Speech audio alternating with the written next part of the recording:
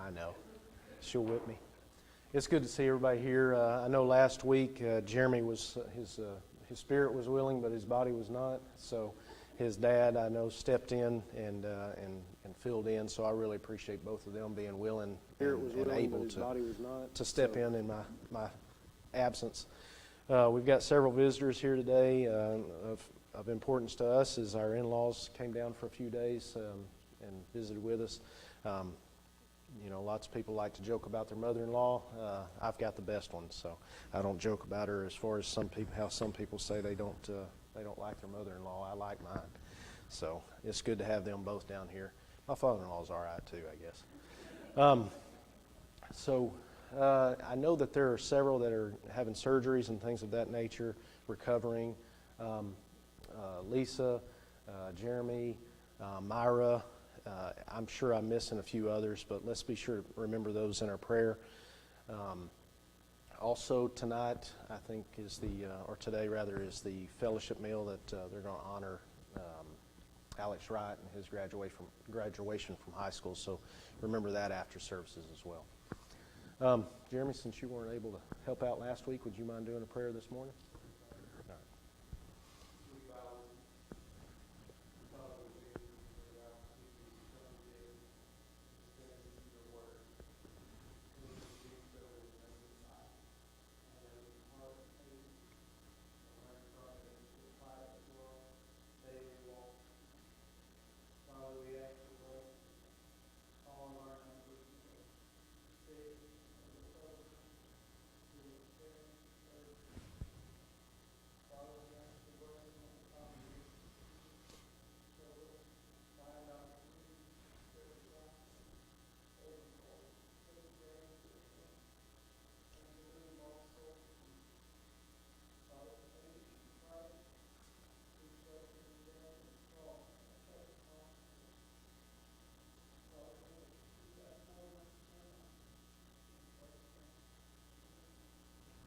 Sir. So this morning is lesson 20. If you have your sheets, go ahead and get those out. We'll be talking about Hoshea and the fall of Samaria. So the time frame here that we're looking at, I know we sometimes have a hard time visualizing the time frame, but when all of the divided kingdoms started, we're looking at about 950 BC. And now we've progressed a little over 200 years to now the 732 to 722 time period that Hoshea was king. And he served for 9 years. We'll see that in a second as we describe Hoshea, verses 1 and 2. But does anybody know what Hoshea means, the name means? Salvation, yes ma'am. So salvation is what it means. And it's kind of an interesting name for a king that is going to close out the northern kingdom and kind of end that part of the kingdoms, the divided kingdoms. He's going to oversee. He's actually in captivity as well, so I don't know that he's overseeing a whole lot. But he is the one that sees the kingdom close out, and those people moved into Babylonian captivity. So salvation doesn't seem like the right moniker here, I guess, but that is what his name means, if you're interested. Now, of course, we know that there's the prophet Hosea, and Jacob was, I think, called Hosea as well. So those seem to be a little more appropriate, but maybe not so much with Hoshea here. And I'm using that distinction, Hoshea in this versus Hosea, the prophet, at least to give some distinction, even though sometimes that you'll see them pronounced similarly. So with that in mind, he is the last king of Israel. Can somebody describe him? Question number one, can someone describe some of the things that we know about Hoshea here? He was the son of Elah. Where were they at? Samaria. And how many years did he reign? I think I've already given that answer. 9 years. Now, I did say that he served from 732 BC to 722 BC. How's that add up to 9 years?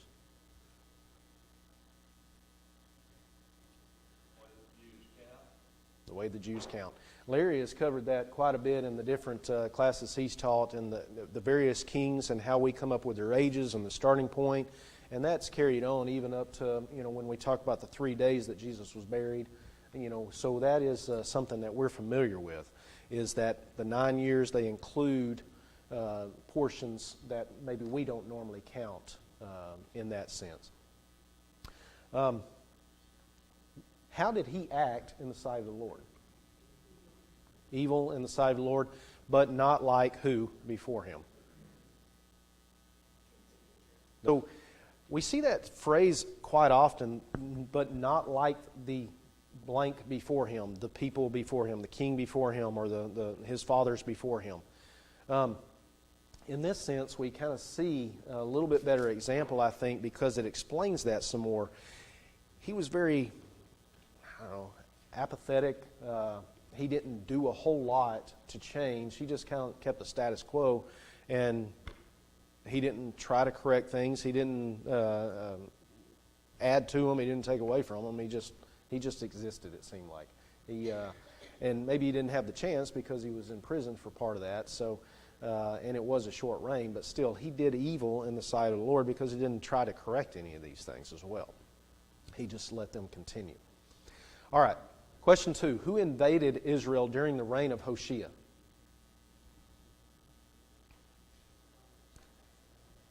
I'm sorry? That's as good a pronunciation as I'm going to get. Shalmaneser, I guess, and he was the king of Assyria, right? And he became king around 727 BC. So about 5 years into the reign of Hoshea, this king stepped into this position. Now, what did he do to Hoshea? What happened to Hoshea? He put him in prison. Why did he put him in prison, though?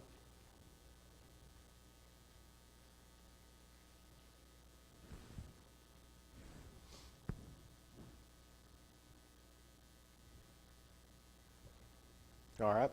So if you're looking there, all right, conspired against him. He conspired against the king, and he was trying to do something. Now, who did he conspire with? The name is given there. So, king of Egypt, right? Now, if you look at some secular texts and things of that nature, there are two possibilities who that king of Egypt was. You had two kings that were in that period. You had an individual by the name of Tefnicht. That's the best Egyptian I've got. And he became pharaoh of the 24th dynasty. But at the same time, there was one that was called Osarkon, and he was the 22nd dynasty. And those overlapped a little bit. Now, if you care about that, as far as the secular history, it doesn't really necessarily matter. But what does matter is that there seems to be a power struggle going on in Egypt, because you've got a new king coming on, and there's already an existing king. There may be some things going on there. So does Hoshea see an opportunity to get out from under the thumb of the Assyrians? Does he see an opportunity to conspire and better his own position? So somebody look back in 2 Kings 15 and verse 30 and read that for me. 2 Kings 15 and verse 30.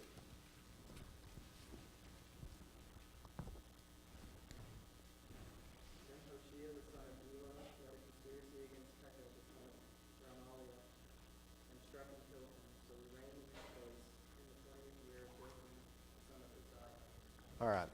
So we see there that he is not a stranger to conspiracy. He has come to power because of that, and obviously it's something that is in his toolbox of ways to gain what he wants, the power that he wants. So here he has conspired against Shalmaneser, and he was caught because he was sending these messengers back and forth to Egypt and conspiring against this king. So he was already going to be a vassal, or was a vassal at this point.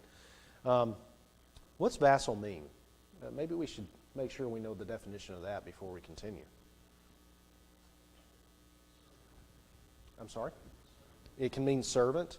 And in this case, when you take it to a larger extreme, it means that this kingdom that this individual runs is subservient to the Assyrian king here. So he is paying tribute to him. He's having to do the things that king wants him to do. And the king is graciously going to let him exist as long as he continues to pay this tribute. And so we see a little bit of the back and forth between the north and the south kingdom, the divided kingdoms, in the sense that this Assyrian king was encouraged to take tribute from the other kingdom to ease the tension on the first one that he was bringing tribute from. So they are vassals in that sense. They are paying tribute to that king. I don't know, maybe like the mafia, in that sense. I'll pay you some money if you'll leave us alone and just let us be. Maybe there were some protections that were built into that, or whatever, but that's what we are talking about when we talk about vassal. So once he was found out in his conspiracy, what did the king of Assyria do to him?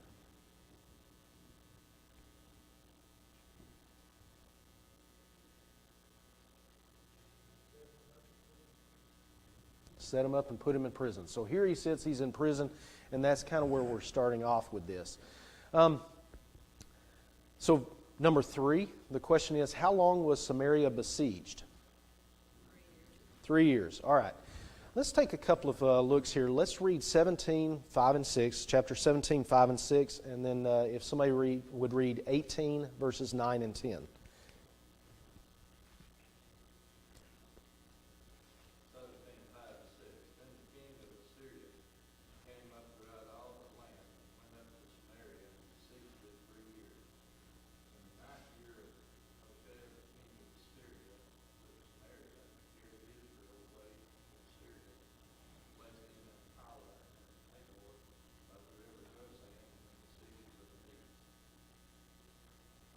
All right, and then 18, verses 9 and 10.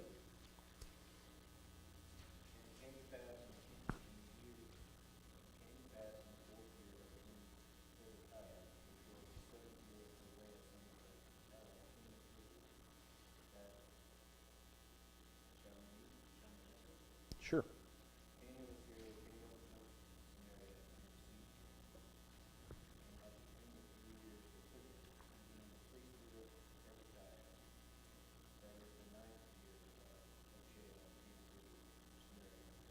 All right, so we see definitively that it was 3 years there. Now, what I want you to do is I want to turn over to Hosea, the book of Hosea, and let's look at some of the things that he talks about there. And we'll start off in chapter 1.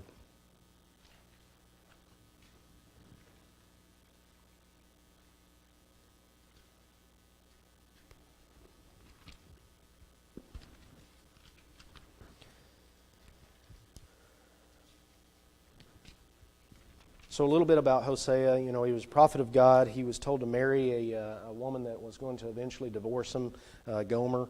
Had a boy and a girl, and a lot of the symbolism between his marriage to her and the marriage between God's people and God.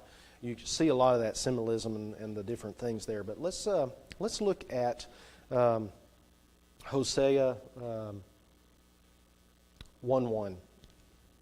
It says, "The word of the Lord that came to Hosea the son of Beri in the days of Uzzah, Jotham, Ahaz, and Hezekiah, the kings of Judah, and in the days of Jeroboam the son of Joash, king of Israel." So here we see the kings that are listed there. Now, he only lists the kings that are on one side of the kingdom. He never mentions by name any of the other kings there.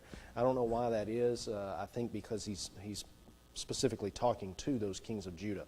But he never... beyond what he says here about Israel.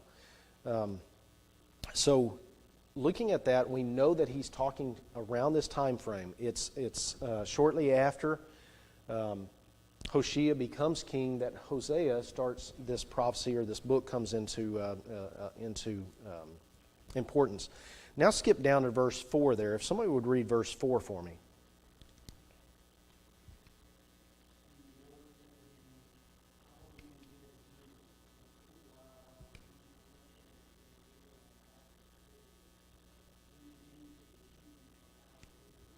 All right, so he's talking about bringing into the kingdom of the house of Israel. Now let's skip over several chapters to 13:16, if you would. And we're coming to the end of this book and the end of this prophecy. So someone read 13:16.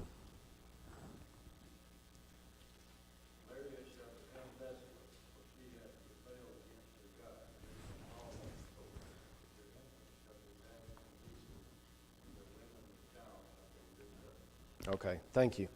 So I wanted to bring us over here to remind us that this book is very integral to the ending of these kingdoms. This is right in that sweet spot of that set of kings and the things that Hosea is talking about here. And that's why I wanted to put a distinction between Hoshea and Hosea in the naming convention, just so we could understand who we were talking about. So how long was Samaria besieged? We saw definitively that it was 3 years, and we see that the end of the kingdom has been foretold, and we're starting to see those things come to pass. So all of this is intermingled, and I actually have I think Larry even mentioned it to me last 2 Sundays ago, chronological Bible. If you're reading through the chronological Bible, you see a lot of these things start to interplay. The way the chronological Bible is listed out, it takes different verses and puts them together with the order of events on a timeline. So you see that Hosea is right there in the middle of 2 Chronicles, 2 Kings, with all these happenings going on at this point. And it's very important to understand that prophecy in order to understand what is going on here as well. So I encourage you to read Hosea. It's a short read, and it's very interesting to me. All right. Second part of number 3 was, where was Israel carried into captivity? Assyria. Specifically, you've got some places named in Assyria. Hala is an individual place, and by the Habar, which is the river of Gozan. And then you have various cities of the Medes. So really, you had them spread pretty far and wide in Assyria, but they were dispersed. They were pulled out of their area and put into a new area and just kind of sprinkled throughout. Now, why would the king of Assyria, not put them in a specific concentration camp, a specific reservation, a specific area, a specific city that was set aside for them? Why would he not put them in one place? Weakens the opposition. We'll see that in a second as well when we talk about how he refills the land that he just emptied of populace. But this is a common thing. I mean, you see Genghis Khan, when he came through, he let his soldiers do whatever they wanted, and that was to spread the seed of his people throughout. You see other individuals where they take the ruling class and they move them out and just leaves. In fact, it's just a few kings back we saw that, where took the ruling class out and left those that were the vineyard workers. And the point was, left the poor people that are presumably not able to mount a revolution or revolt or rebellion against that king. So here, this king is being very smart. He knows what he's doing. He's pulling out all these people. He's spreading them out throughout his land where they're not going to be able to get by with very many things or start conspiracies and conspire against him. And then later we'll see how he backfills that area. So Jeremy's exactly right. Yes, sir. And I think this is one of the important places where we need to emphasize how important history is. Because a lot of people, especially younger people today, if they look at this, they want to think, well, they could relocate all those people. But if you go up to American history, look how many Native Americans were relocated. If you come up more recently, look at how many Jews were relocated by Germany. So if you know that thing can happen, and as Jeremy said, when you disperse the people, you weaken the people, then it almost to me starts falling into place and making more sense. Yeah. Well, and in those senses, it's almost a little bit backwards, because we actually put them in specific reservations, but we weakened them to the point that they didn't have the things that they needed to mount. In the case of the Jews, they were, put in prisons. But we also, in World War II, had the Japanese concentration camps where we pulled American citizens that had Japanese descent and put them in places because I guess we were scared, It was not right, but it happened. So, but the point remains, there was a purpose to it. It was to weaken those people. All right, number 4. We're going to kind of sail through this because a lot of it is just very straightforward answers. So, number 4, it says, the Lord was very angry with Israel and removed them out of his sight, for they, verse 7, feared other what? Gods. They walked in the statutes of the nations the Lord cast out. That's verse 8. What are statutes, though? I know we've kind of used that word a whole lot throughout this, but what exactly is a statute? Rule? I think I heard. Rule? Yeah. Anything else? I mean, traditions, laws. I mean, it's various things of that that fit into that cup. So it's all those different things that they walked in the statutes of the nations the Lord cast out. So they were following the traditions, the rules, the law sets, the religious traditions of those nations that God had cast out. Item C, it says, they did secretly things not right and built blank. Verse 9. High places. Now, it kind of puts a modifier there. What does it add on that high places part? From what to what? From watchtower to fortified cities. Sometimes we don't think about watchtowers being a high place or anything like that, but yes, it was. And so even the most basic or smallest thing that was in that kingdom, a tower, observation tower, border tower, or whatever it was, maybe it was just manned by a few people or whatever the case may be, all the way up to these fortified cities, which you can imagine are very populous. They've got a density of people that are being protected. So all of these places, they did secret things that were not right, and they built these high places. So I scribbled a square around that word secretly in my notes. And how secret were any of these things? Yeah, Kay says not at all. She's shaking her head, pretty hard left and right. So these things were not secret to God at all. And in fact, I kind of question whether or not, some of them were as secret. Maybe it was a veiled attempt at secrecy. But here is a people that for the last 200 plus years should have gotten a clue that the things that they do are not hidden from God. But yet here they are secretly doing things that are not right with God. That should be a message to us and a reminder to us that the things that we do are not secret to God either. He knows the things that we do. He knows how we act and how we present ourselves to the world. And whether or not we are following the statutes of the nations that God has cast out. Maybe we're doing things that we shouldn't do as far as following the political climate or the politically correct climate or the whatever. Maybe we can fall into that trap of calling things by names that they aren't intended to be called. Yes, sir.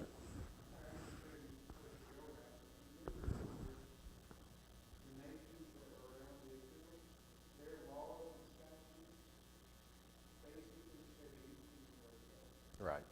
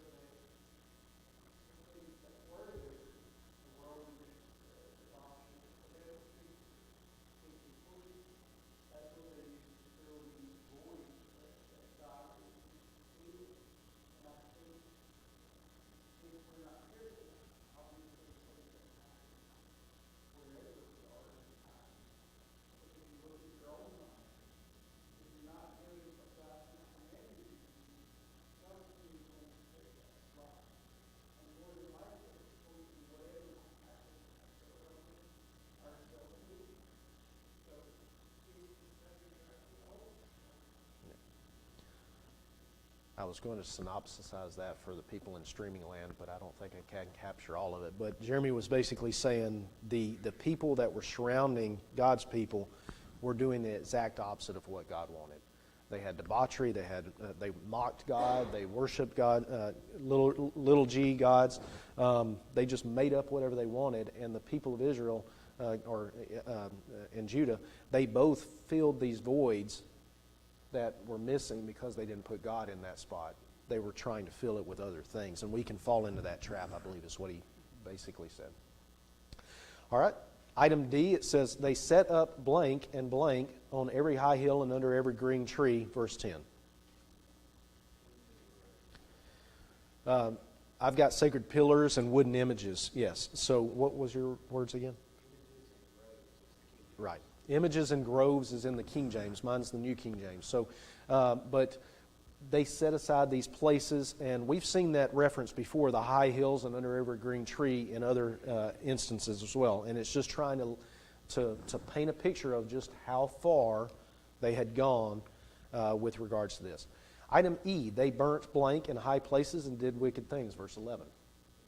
Incense, all right. Item F, they served blank, idols. So the last part of that verse, verse 12, let me make sure I got my note right. The last part of that verse, it says in quotes, it says, the Lord had said to them, you shall not do this thing. So this is one of the few places where it points out specifically what God had told them not to do, and he said, you shall not do this thing. But yet here they are, they're doing this very thing. So they served idols. Item G, hardened their necks and rejected his blank, blank, and blank. Verse 13 through 15.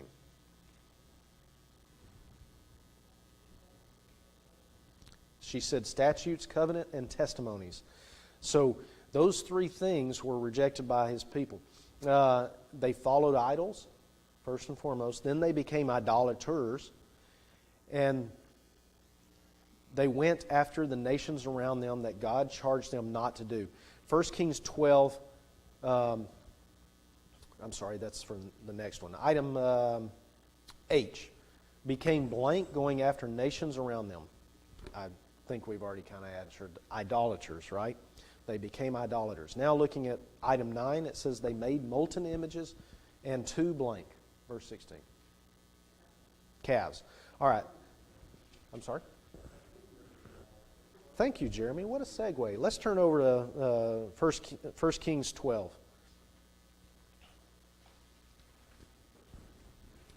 1 Kings 12, verses 28 and 29. If somebody would read that.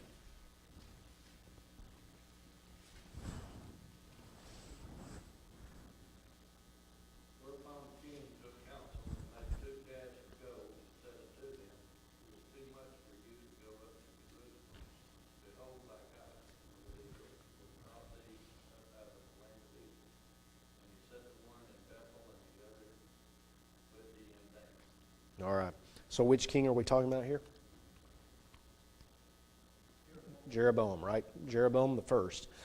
So interesting, Jeremy, that you brought that up again with the calves. It all started with the two calves.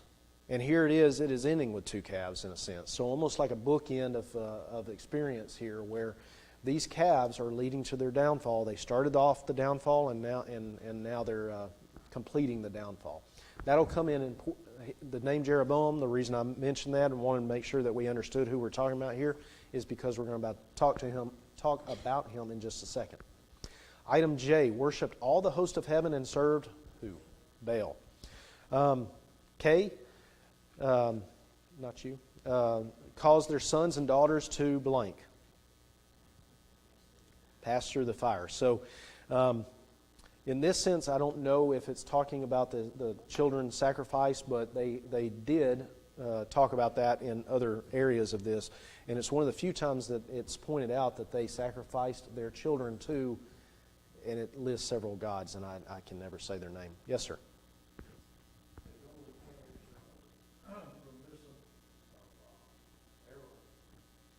Yep.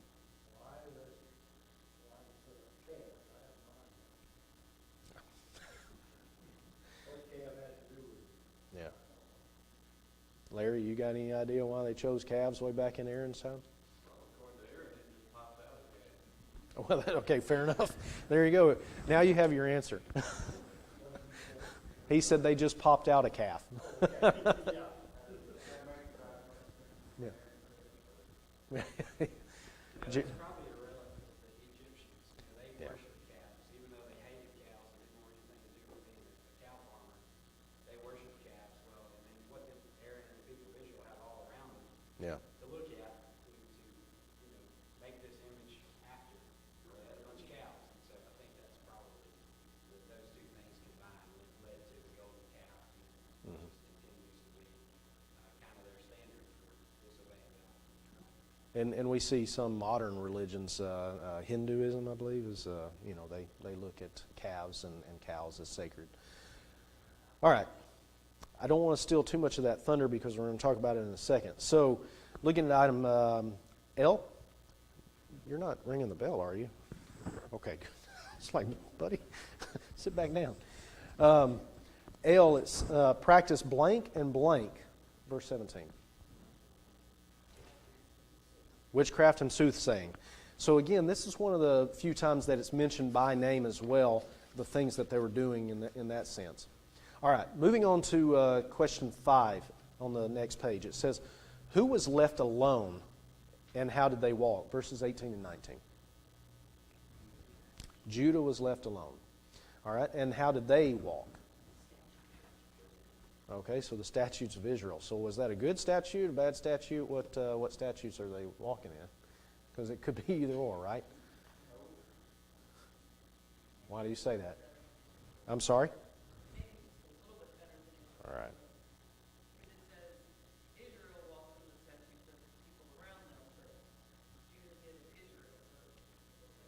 Maybe.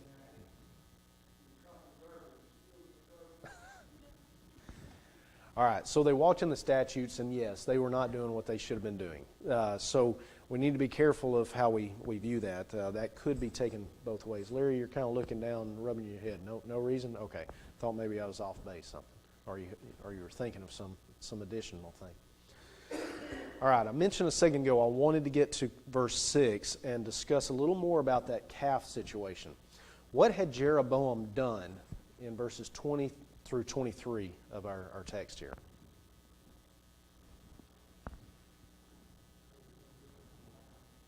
Okay, drove Israel from following the Lord. Okay, there's something that it's mentioned specifically as well, though. He made them commit great sin. We'll cover that in a second, but I think there's one that is at the beginning of that set of verses that is mentioned. It says he became what?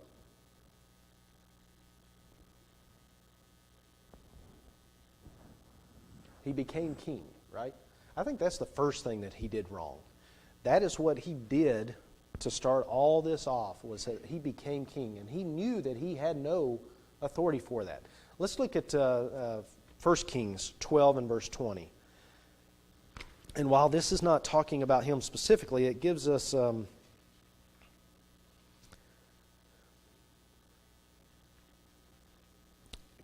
well, I guess it is talking about him specifically in the verse, but it gives us some important context here.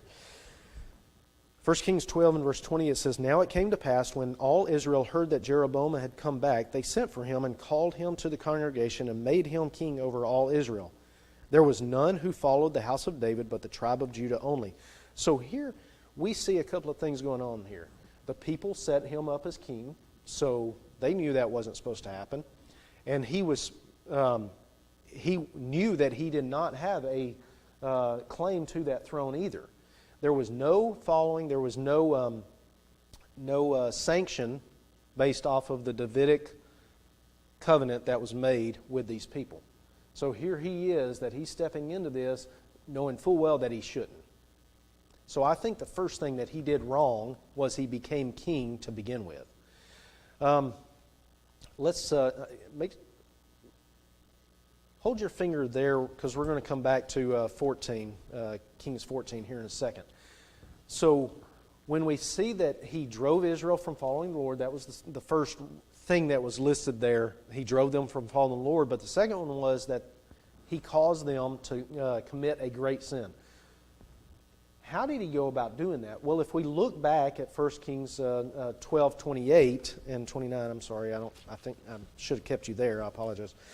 1 Kings 12 and 28, it says, "Therefore the king asked advice, made 2 calves of gold, and said to the people, It is too much for you to go up to Jerusalem. Here are your gods, O Israel, which brought you up from the land of Egypt. And he set up one in Bethel, and the other he put in Dan. Now this thing became sin, for the people went to worship before the one as far as Dan. He made shrines on the high places and made priests of every class of people who were not of the sons of Levi." I just want to remind ourselves of what he did there. He went with their convenience factor of, hey, you really don't have to travel that far. You shouldn't have to go all that way. Then he talked about these being their gods, so he's already leading them astray. But then he also tickles their historic piece of this by saying, your ancestors worshiped them. So obviously this is okay. So he is leading them down this path. It's a rather diabolical plan that he's got here in order to keep his kingship. He may realize that there's a tenuous grasp on it. Maybe he's still reflecting on the fact that he didn't have a right to this to begin with. So he has kind of a diabolical plan here where he is telling them, you don't have to go that far. These gods are just as good. These are the ones that brought you out, and things of that nature. So he set up in Bethel, up in the north of his kingdom. He put Dan down in the south of his kingdom. That's where he put these locations of these calves for them to go worship. So, go ahead. You said a couple of times that we were king, which was the problem, and I agree with you. Yeah. But you also said that he didn't have a right or authority for it, but he had been put in that position by God.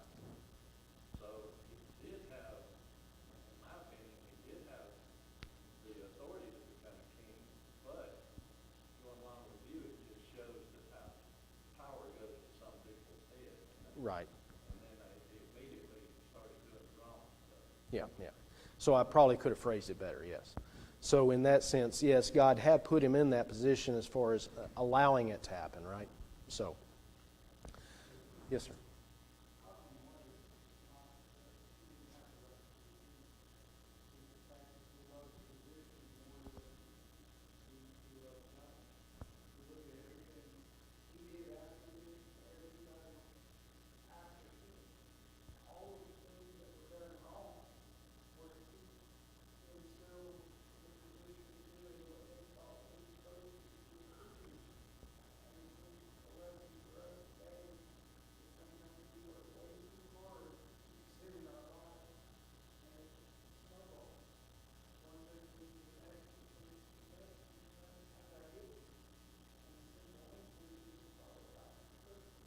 Right. So I could have phrased that a little bit better, yeah. So Jeremy's comment was that it was rooted, he was rooted, or I'm sorry, all the evil that followed was rooted in his leadership. And Larry pointed out that God did put him in that position, but it was kind of a granting of that in that sense. Yes, Brother Golden.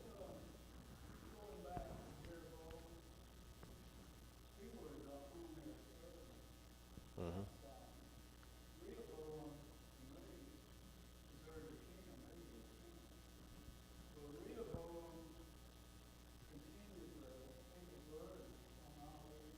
Right.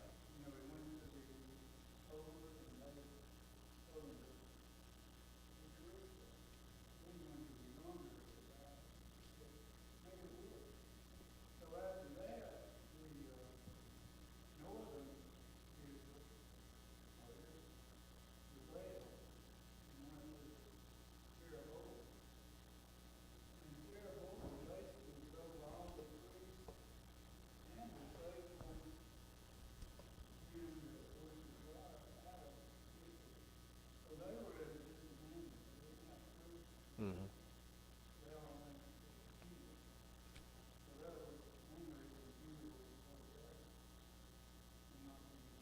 Well, and that was the final part or a big piece of the plan that he had, because he allowed anyone to become a priest, whoever had enough money or who had enough standing or whatever the case may be. So it was a completion of that.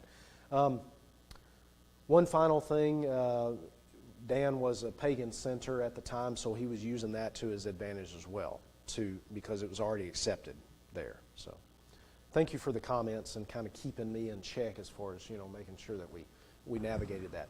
All right, number 7, I saw Jeremy's counting. So number 7, it says, who did the king of Assyria bring to Samaria to dwell in the cities?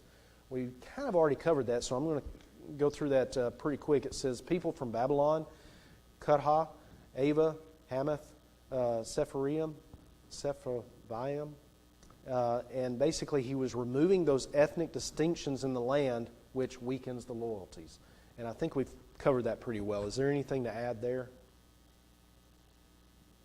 All right. Number 8, why did the Lord send lions among these people? Why did he send the lions among the people first?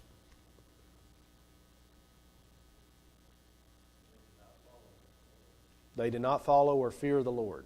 So they were not doing what they were supposed to be doing. So God sent lions among them.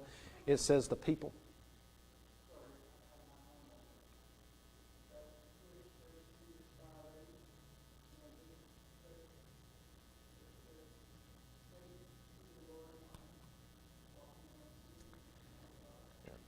So I kind of had the thought, is this figuratively lions? I wasn't going down this path, but is this figurative lions or was this literal lions? And I don't know that we necessarily know from the context here, but I think it is literal lions in this sense. Larry? All right. Why would you be afraid of a figurative lion? If you kill people, then you have to be physical. Yeah. But a figurative lion could be amongst them and, killing people, back alley type stuff. I don't know. That was a thought that came in my head as well as, from what Jeremy was saying, just because of 1 Peter. But I think you're right. I think it's a literal. This is not the first time the Lord used lions. Exactly. So I think in this case it's a literal. But 1 Peter did come to my mind as well for a second. The people told the king of Assyria that the Lord had sent the lions for what reason? They didn't follow the Lord. It's still the same answer. More specific, Kevin pointed out, they did not know the rituals of the God of the land.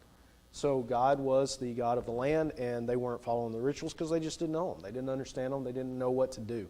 So verse number 9, who was brought to Bethel to teach the people about God? Well, it was just a random priest. We are not given his name, but it was one of the priests that was driven out and put in those Assyrian lands. So this priest was brought over there to teach them the rituals. It's kind of interesting to note that King of Syria knew Assyria, knew why the lions were there. Yeah, but he didn't care, right? He didn't kill the lions, I mean. He didn't send any lion parties, hunting parties out. Number 10, what did the people of the foreign nations make? They made gods of their own. They made shrines in the high places. Whom did they fear? They feared the Lord, but whom did they serve? They served their own gods still. So it's just kind of all over the place here as far as what they're doing. Number 11, the remnant of the Israelites left in the land and the foreign heathen settlers appear to be the subject of verses 34 through 41. The covenant of the Lord had made with Israel at Mount Sinai forbade them to fear other gods, bow to them, serve them, or sacrifice to them, but this mixed populace combined the worship of God with worship of idols. They did not obey, but they did of their former rituals or manners. They feared the Lord, but served carven images. Now, who did these people become? This mixed breed of people. we know that they became the Samaritans, right? And that's referenced in the New Testament. We see how they still worshipped among the mountains and things of that nature. But I wanted to point out something. Verses 7 through 17, verses 34 through 41, they lay out the complete and utter spiritual failure and depravity that these people had. And that is what's going on here. It lays out our number 4, question 4, really goes in ad nauseum of the things that they did, and it is really pointing out how far they had strayed and why this was happening to them. The things Jeroboam had started repeatedly cited as chief causes for Israel's spiritual defeat. So it goes back to Jeroboam and the foundation that he set on why, and he became the standard of wickedness by which the following kings were held and measured. But I wanted to finalize this by looking at Deuteronomy 28, if you would humor me. Deuteronomy 28.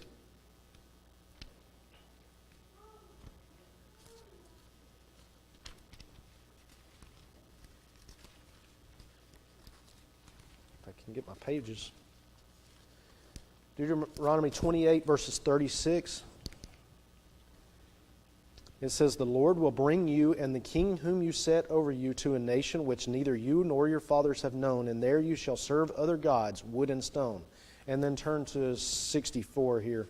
Verse 64, it says, "Then the Lord will scatter you among all peoples from one end of the earth to the other, and there you shall serve other gods, which neither you nor your fathers have known, wood and stone." So we see that he promised this would happen if they failed to do what they were instructed to do, and here we see it coming to fruition. So, thank you for your Jim. I'm sorry. Military standard. Your leadership is rotten. You better be rotten. It's the whole yeast and leavens and all.